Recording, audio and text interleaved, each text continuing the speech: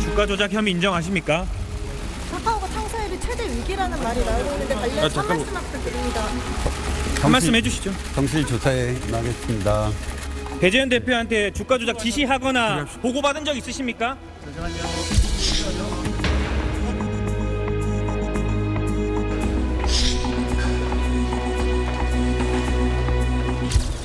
어느 부분을 중점적으로 소명하셨는지요? 정실 조사에 임했습니다. 그 카카오 주가 다음에 많이 빠지고 기회가 있으면. 카카오 주가 많이 빠지고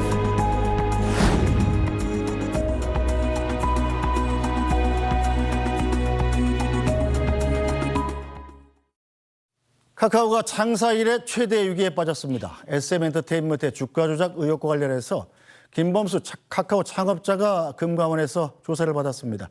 조사 결과에 따라서 카카오가 계열사인 카카오뱅크의 대주주 지위를 잃을 수도 있는 상황입니다.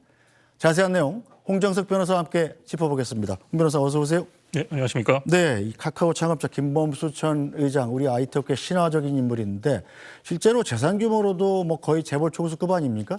금감원에서 이 정도 급의 인물을 직접 소환하는 일은 대단히 이례적이죠. 예, 저도 총수급의 인물이 금감원에 소환됐다는 얘기는 들어본 적이 없습니다. 그런데 이 부분은 이제 저희가 두 가지 측면에서 바라볼 수 있을 것 같습니다. 처음으로는 하나는 이제 금감원에서 그만큼 사안을 중대하게 보고 있다. 두 번째는 이로 인해서 이제 소액주주들이나 개미 투자자들이 굉장히 피해를 많이 보니까요. 그 부분에서 이제 이런 부분에 대해서 경각심을 제고시키겠다. 그런 측면도 있을 것 같습니다. 네, 금감원의 자본시장 특별사법경찰입니다. 일명 특사경이라고 부르는 수사 조직인데, 자, 금감원 특사경이 김범수 전 의장을 지금 피의자 신분으로 조사한 거잖아요. 네, 맞습니다. 김범수 전 의장한테 적용된 혐의가 어떤 겁니까? 예, 그 전체적인 혐의는 이제 크게 보면 금감원에서는 이제 카카오가 올해 초에 네. SM 경영권 분쟁이 있지 않았습니까? 그렇죠. 하이브와 그 당시에 하이브의 공개 매수를 방해하기 위한 행위가 있었다고 금감원은 보고 있습니다. 네. 거기에 이제 그 카카오랑 사모펀드 운용사와 공모를 이 김범수 전 의장이 했다고 보고 네. 거기에 혐의 사실을 적용하고 있는 것 같습니다. 저희가 자본시장법 176조에 해당되는 네. 시세 조정이라고 볼 수 있겠죠.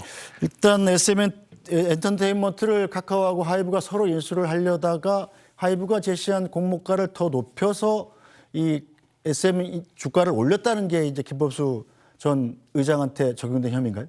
예, 그 주가를 거기에 맞췄다는 표현이 더 맞을 것 같습니다. 그러니까 그 통상적으로 경영권 분쟁이 되면 네. 주가는 이제 좀 비정상적으로 움직이는 경우가 많이 있습니다. 실제로 많이 올랐죠, 그 당시에. 예, 그 당시에 이제 엄청나게 올랐죠. 사실 이제 그 공개 매수 가격 그 마감일인 2월 28일 네. 이후에도 그 이후에도 가격은 굉장히 많이 올라서 네. 16만 원이 넘는 가격까지 올랐습니다만 네. 그 다음엔 다시 이제 제자리로 찾아왔고요. 그런 측면에서 이제 비정상적인 주가 흐름이 있었다고 볼 여지는 있을 것 같습니다. 그 사이 모르고 쫓아가서 추격 매수했던 분들은 손해를 본 거 아닙니까? 엄청나게 속이 풀렸을 것 같습니다. 자, SM 주식 시세 조정 의혹과 관련해서 이 배재현 카카오 투자 총괄 대표가 지난 19일에 구속이 됐습니다. 자, 배재현 대표는 알려지기로는 김범수 전 의장의 복심, 오른팔 이렇게 알려졌는데, 자, 예를 들어서 오너와 이른바 고용사장의 관계 아니겠어요? 그런데 고용사장이 오너의 의중을 거슬러서 이런 큰 일을 할 수 있는가? 거기에 대한 의심이 있는 거 아니에요? 예, 그렇게 의심할 여지는 충분히 있을 네. 것 같습니다. 그런데 이 배재현 대표라는 그 대표이사는 사실 그 2015년에 로엔 엔터테인먼트라고 저희가 이제 많이 쓰는 이제 멜론 그 음원 서비스의 이제 회사를 인수하게 되면서 이제 네.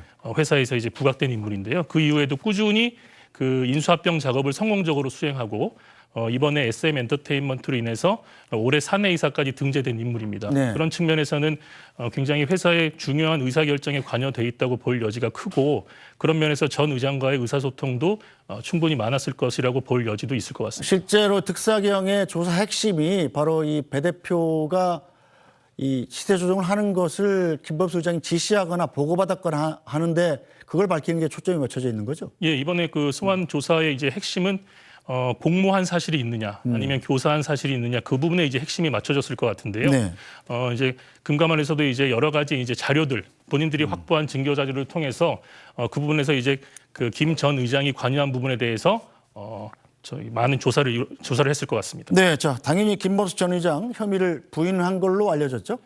예, 본인은 이제 당연히 이제 혐의에 대해서는 이제 부인하는 입장으로 보이고요. 네. 이 부분에 대해서도 지금은 이제 수사가 이루어지고 있고 어떤 자료들이 있는지 모르기 때문에 본인 입장에서는 이제 부인의 이제 입장이라고 보는 게 맞을 것 같습니다. 네, 지난 13일에 카카오 임원들에게 영장이 청구됐을 때 카카오의 변호인 측이 밝힌 내용과 같은 주장이라고 봐야겠죠. 예, 그렇게 보시는 게 맞을 것 같습니다. 네, 하이브와 SM엔터 경영권 인수 경쟁 과정에서 지분 확보를 위한 합법적인 장내 주식 매수였고 시세 조정을 한 사실이 없다. 아마 뭐 이런 진술을 했을 걸로 알려졌습니다.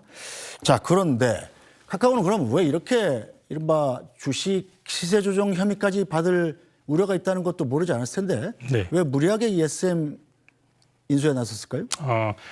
카카오가 이제 다들 아시다시피 이제 최근에 이제 경영 환경도 안 좋고 네. 본인들의 이제 사업에 대한 이제 성장성도 좀 꺾인 상황에서 본인들이 이제 얘기해 놓은 이제 경영 그 다각화나 글로벌 진출에 대한 그런 목표치를 달성하기 위해서는 이 SM 엔터테인먼트의 인수가 필수적이었을 것입니다. 야. 그래서 당연히 이제 카카오 엔터테인먼트로는 글로벌 진출이 힘들다 보니까 네. SM 엔터테인먼트를 인수해야 되겠고 그 과정에서 반드시 인수해야 되겠다는 생각에서 약간 조급함이 이제 합쳐진 그런 결과가 아니었을까라는 예상을 해볼 수 있습니다. 자, 김범수 창업자가 이제 수사까지 받고 있으면서 이 카카오 주가는 지금 계속 연일 신저가 행진이죠.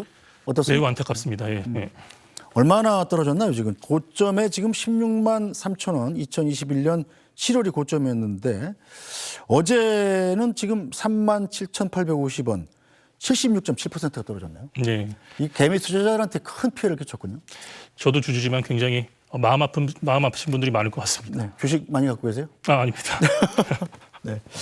자, 이 카카오가 한때 국민주였습니다, 그죠? 네. 주식 한참 좋을 때 카카오로 돈 벌어서 뭐 차 바꾸시는 분도 제가 알고 주가가 이렇게 폭락하면서 개미 투자자들의 손실이 이어지니까 일각에서는 국민주의 배신이다 이런 표현까지 하더군요. 네. 아무래도 굉장히 기대가 컸던 주식이고 그리고 이제 가격이 굉장히 높게 상승하면서 네. 주식 분할까지 하면서 이제 주식에 대한 기대치를 굉장히 높였던 종목이기 때문에 네. 거기에 대한 이제 기대치가 높은 만큼 실망이 커서 그런 표현들이 많이 나오는 것 같고요. 네. 거기에 덧붙여서 이제 회사 측에서 사실 그 쪼개기 상장이라든지 그런 부분들에 대한 행위들도 여러 했기 때문에 네. 그 부분에 대한 이제 비판까지 같이 겹쳐져서 더더욱 국민들께서는 이제 분노하고 계시는 것 같습니다. 네, 이런 상황에서 금감원은 카카오에 대해서 양별 규정을 적용할 걸 검토하고 있다 이런 얘기가 들리더군요. 이 양별 규정이란 게 뭡니까? 양벌 규정은 쉽게 말해서 그 회사의 대표이사나 종업원들이 잘못을 했을 때 네. 회사도 같이 책임을 져야 된다는 규정입니다.